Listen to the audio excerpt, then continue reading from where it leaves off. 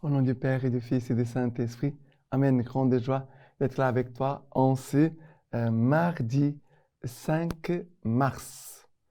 Et on avance rapidement. N'oublie pas de faire ta lecture divine chaque jour. Soyons fidèles à la lecture divine en préparation pour ce temps de carême, pour ce temps de Pâques, pardon.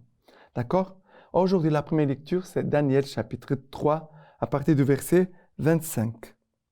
Azarias debout priait ainsi, ouvrant la bouche au milieu du feu, il dit: Oh, ne nous abandonne pas pour toujours, à cause de ton nom. Ne répudie pas ton alliance. Ne nous retire pas ta grâce. Pour l'amour d'Abraham, ton ami, et d'Isaac, ton serviteur, et d'Israël, ton saint, à qui tu as promis une postérité nombreuse comme les étoiles du ciel et comme le sable sur les rivages de la mer. Seigneur, nous voici plus petits que toutes les nations. Nous voici humiliés par toute la terre aujourd'hui à cause de nos péchés. Il n'est plus en ce temps chef, prophète, ni prince, holocauste, sacrifice, oblation, ni encens, lieu où te faire des offrandes et trouver grâce auprès de toi. Mais qu'une âme brisée et un esprit humilié soient agréés de toi, comme les holocaustes des béliers et des taureaux, comme des milliers d'agneaux gras. Que tel soit notre sacrifice aujourd'hui devant toi, et qu'il te plaise que pleinement nous te suivions, car il n'est point de confusion pour ceux qui espèrent en toi. Et maintenant, nous mettons tout notre cœur à te suivre, à te craindre, à rechercher ta face. Ne nous laisse pas dans la honte, mais agis avec nous selon ta mansuétude et selon la grandeur de ta grâce. Délivre-nous selon tes œuvres merveilleuses. Fais qu'à ton nom, Seigneur, gloire soit rendue. Alors, ça me touche ici que, ici, Azarias, debout, priait ainsi. Ça veut dire qu'il est en train de faire une prière. Ça veut dire, c'est beau de trouver des prières dans les Écritures, dans la vie des saints, de trouver comment il priait et qu'est-ce qu'il disait dans ses prières. Nous sommes en train d'apprendre à prier. Et cette année, c'est l'année de la grande symphonie de prières que notre pape François nous demande.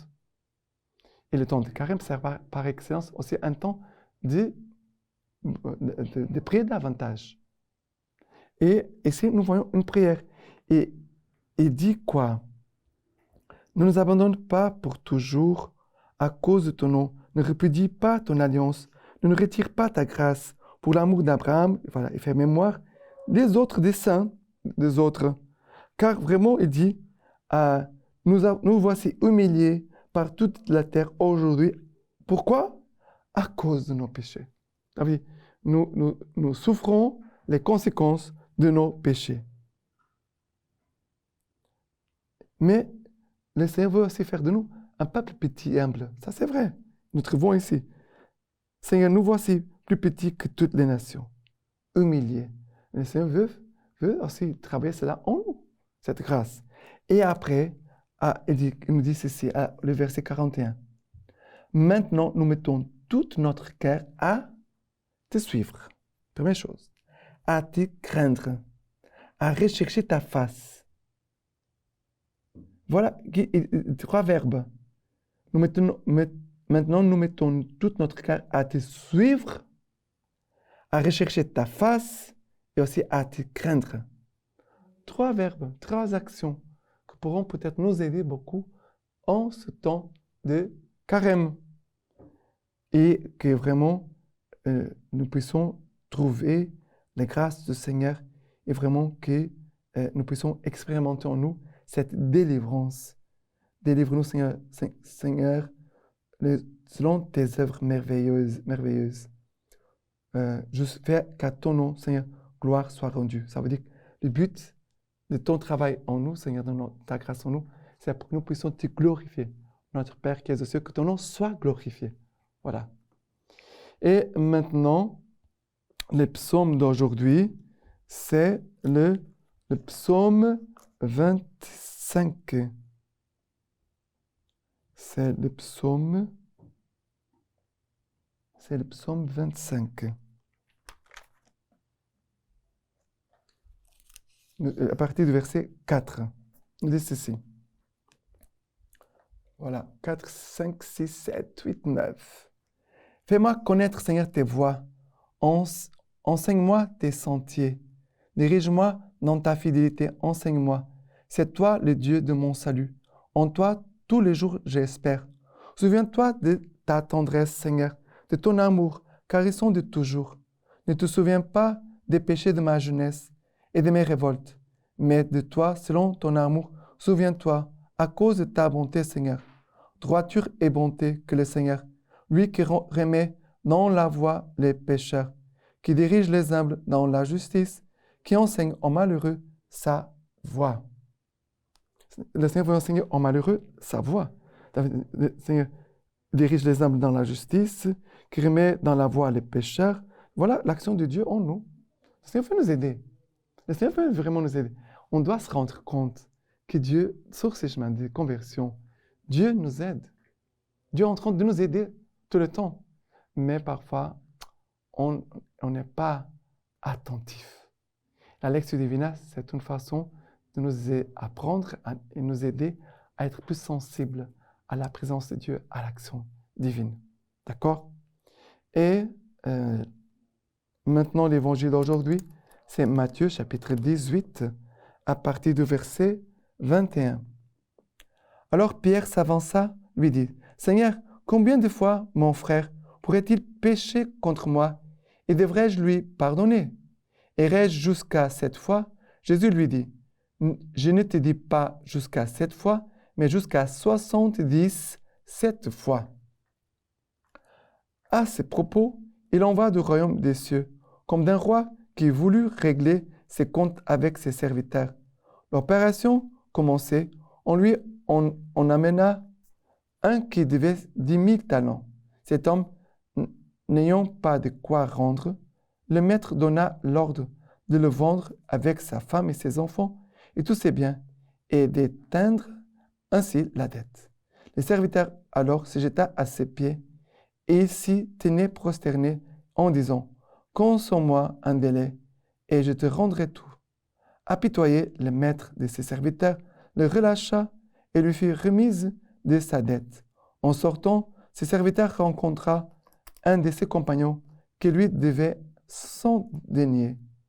Il le prit à la gorge et le serrait à l'étrangler, en lui disant, « Rends tout ce que tu dois. » Son compagnon alors se jeta à ses pieds et il le suppliait en disant, « Consens-moi un délai et je te rendrai. » Mais l'autre n'y consentit pas. Au contraire, il s'en alla le faire jeter en prison, en attendant qu'il eût remboursé son dû.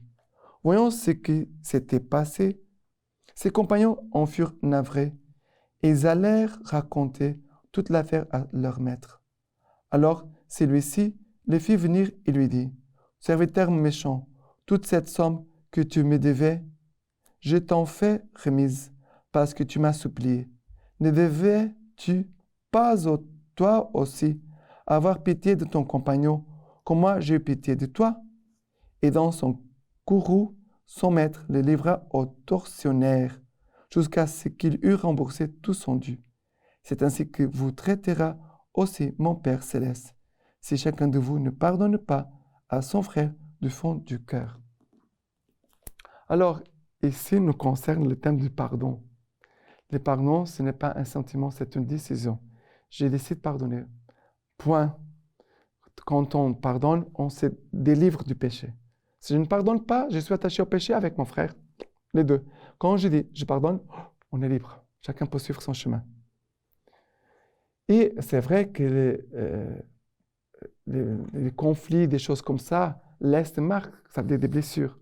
Et cela, ça prend parfois du temps. Ça veut dire quand je rencontre la personne, mon cœur réagit. Mais c'est parce que mon cœur a été blessé. Ce n'est pas parce que je n'ai pas pardonné. J'ai déjà pardonné. Ça a été réglé. Mais mon cœur est encore blessé. Et la blessure, parfois, ça prend beaucoup de temps. Ça dépend des situations. D'accord? mais la grâce que Dieu veut nous donner, c'est le pardon. Nous recevons le pardon de Dieu. Pardonne-nous nos offenses, comme nous pardonnons aussi à ceux qui nous ont offensés. Voilà. La grâce du pardon, c'est une grâce de paix, de liberté. Je ne suis pas tendu, fermé, triste, en train de penser le mal, en train de juger, condamner.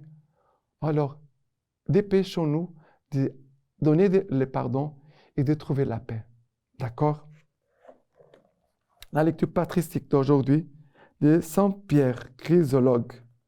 Il y a trois actes, mes frères, trois actes en lesquels la foi se tient. La pitié consiste, la vertu se maintient.